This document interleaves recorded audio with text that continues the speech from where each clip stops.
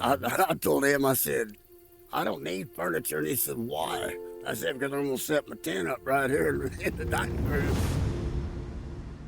We're seeing a spike in demand for services across the spectrum, everything. It was like all of those resources dried up at once. People are just struggling to be able to pay rent and to pay their bills.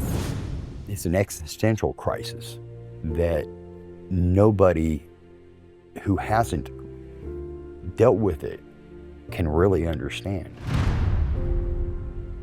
This is a humanitarian.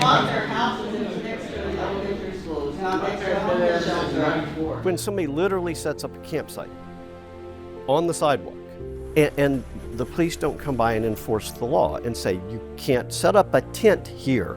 You can't help them when they're on the street. You can't do it. There's just no way. You can't find them. We need everybody to start pulling their weight.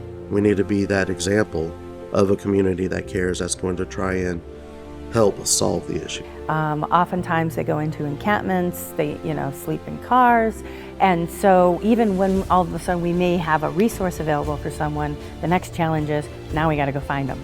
Caitlin! We will be judged. Generations from now are going to judge us, and cultures are going to judge this nation that is so known for its wealth. And I just can't help but wonder what they'll think of us when they look back and they see that there were people hungry in our own streets. What does it feel like to help someone get a house? One of the best feelings in the world, so far that I've experienced. Now I'm ready for lunch, brother.